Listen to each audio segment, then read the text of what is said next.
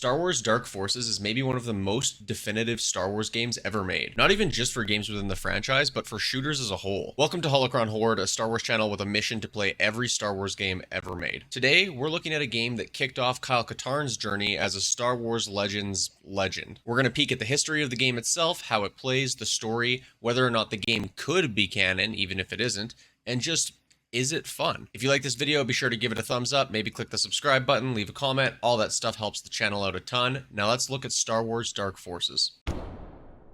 Dark Forces came out in 1995, although for reference, this time around I actually played the 2024 remaster of the game. And at the time, the game was a technical marvel. For those who played a ton of shooters of the era, Doom, Quake, etc., it'll feel very similar to play. It's got slidey fast action, you're running and gunning, but Dark Forces importantly adds a lot of stuff that was not standard at the time. For example, verticality to levels, the ability to look up and down, and crouching, stuff that would end up becoming integral to first-person shooters from then on out. These are all the result of the Jedi engine, which was built from the ground up for the game to create the atmospheres and level designs that you see throughout, enabling the developers to do stuff like have ships fly in and out, or just generally creating a more cinematic experience. The game itself has pretty good variety and objectives. Not every level is just get to the end. Most of them have at least one, if not multiple, door, switch, or room puzzles you need to complete to actually finish the level. And there's a plethora of secret alcoves and areas to grab power-ups along the way. It utilizes inventory really well. It has you physically checking things like keys in order to get the right codes to open doors.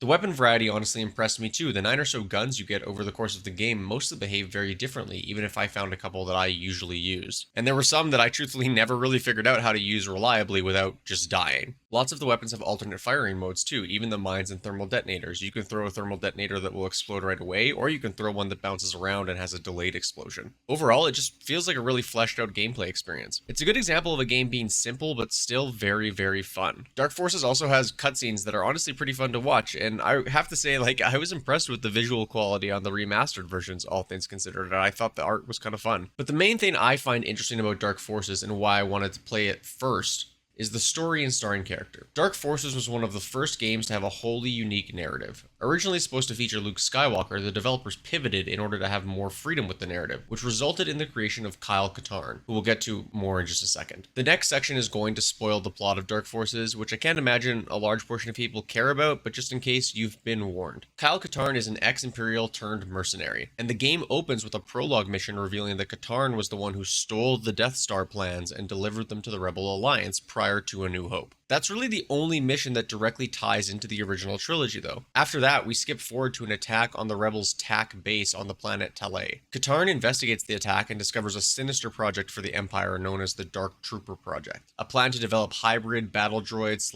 / exoskeletons as exceptional troopers for the Imperial Army. Along with his handler and partner, Jan Ors, Katarn starts leaping across the galaxy to get to the root of the Dark Troopers, infiltrating Imperial bases, getting kidnapped by Hutts, having to fight something called the Kel Dragon, having to fight specifically 7 Kel Dragons, unarmed, because he set the game difficulty to hard for some reason and isn't able to beat the level, so he bumps it down to medium, and suddenly there's only 2 Kel Dragons, so now the game and the story are complete, and everything is done on hard, except this single level, and it haunts him in his dreams. Some more Imperial ships, smuggles himself into an Imperial delivery, ultimately faces off against the general leading the program, General Mohc, before shutting down the Dark Trooper program entirely by blowing up the ship, running it to smithereens. The plot serves its intended purpose. It's a good enough vector for getting you from level to level in the game itself, and it's also just interesting enough to be a serviceable, fun story to pay attention to. Kyle doesn't get a ton of characterization in this first game, but he also doesn't need to. The story is fine without it, and we get a lot more out of him from the follow-up game and all the EU material that's sprung out of this game being a success. And boy, there's a lot. So with that in mind, let's talk about how canon this game is, or could be.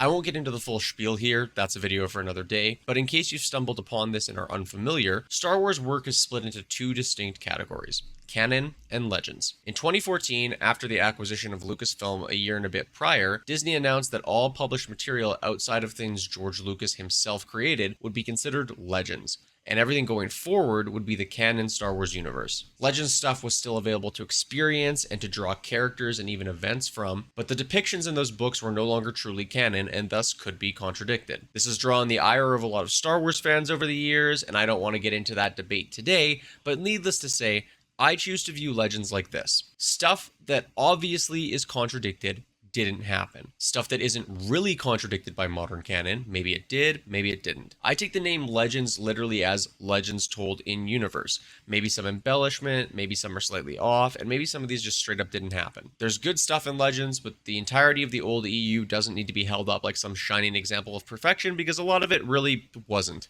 With that, let's get it straight. Dark Forces is absolutely Legends. It came out in 1995. The character of Kyle Katarn has yet to be reintroduced to canon, and the very opening mission where Katarn steals the Death Star plans has been completely replaced by the events of the movie Rogue One. One of the best modern movies, and truthfully a more compelling story for how they got the Death Star plans than what happens in this prologue. But, simultaneously, the driving plot point of the entire game, the Dark Troopers, has made it into current canon via the Mandalorian television show. So the question that I have a lot of fun thinking about becomes, how much massaging do you have to do in order to get Dark Forces, prologue aside, to be plausible as canon? And honestly, I feel like if you just look at this first game, the answer isn't much. Now, the character of Kyle Katarn across the whole of the EU has a tremendous journey. He's an ex-Imperial, he becomes a mercenary, he's a little Force sensitive, he gets a lightsaber, he goes to the Valley of the Jedi, he ends up working with Luke, he ends up being part of Luke's new Jedi Order, he ends up on the Council, he's a Jedi Master,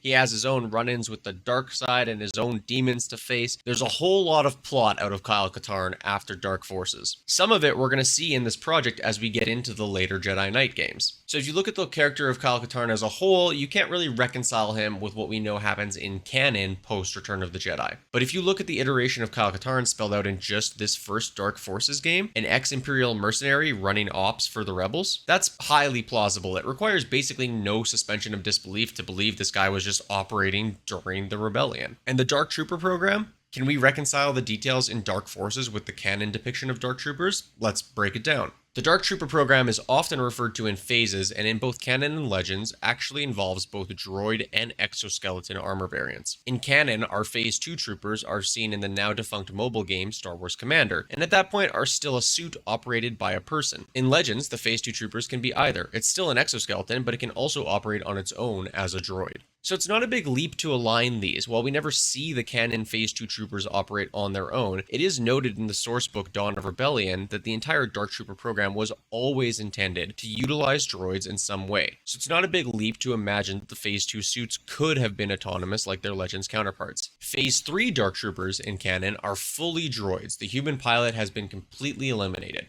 In contrast, the Dark Forces Phase 3 trooper we face off against is actually an exoskeleton piloted by the guy leading the entire project, General Mohc. Might be General Mohc, I don't remember. However, much like the Phase 2 troopers, it could actually be either piloted or autonomous in Legends. And at the end of Mandalorian Season 3, we actually do see Moff Gideon don a quote-unquote 4th generation Dark Trooper suit himself. So while the Phase 3 units themselves in canon aren't wearable, they're entirely droids, Gideon does end up back there by the end. It's not a perfect alignment, but it's not totally out of whack either. Now, obviously, General Mohc, I think I'm going to pronounce it differently every time I say it, and Moff Gideon aren't always the same person, which is our third wrinkle. But I think this one isn't hard to hand wave away. You just have to believe that the Dark Trooper project was started by one person and picked up by Moff Gideon down the line and continued. So, Dark Forces is Legends, but you can pretend it's canon if you are only thinking about Kyle Katarn as described in this video game and not in any of the subsequent Legends content. You believe that the canon Phase 2 Dark Troopers could have also been operated as droids. You believe that General Mohc started the project and it was picked up after he died by Moff Gideon. And you believe that after picking up the project, Moff Gideon decided that the human pilot was the problem in the Phase 2 troopers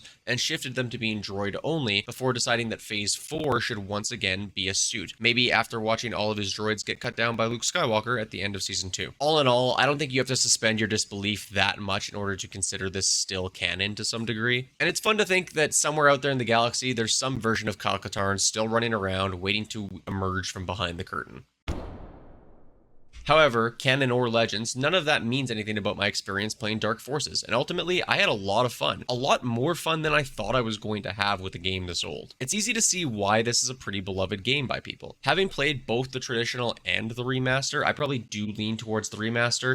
I had a ton of fun with it, and I like the updated visuals, but both versions will serve you well. And there's an incredibly robust community out there for Dark Forces, adding features and doing crazy stuff with the engine that you can check out for mods and more. Finishing this game made me really excited for the sequel, Jedi Knight Dark Forces 2. At the time of this recording, I actually have completed that game, and let me tell you, what a trip that was. But that's for another time on another episode of Holocron Hoard. Thanks for watching, and may the Force be with you.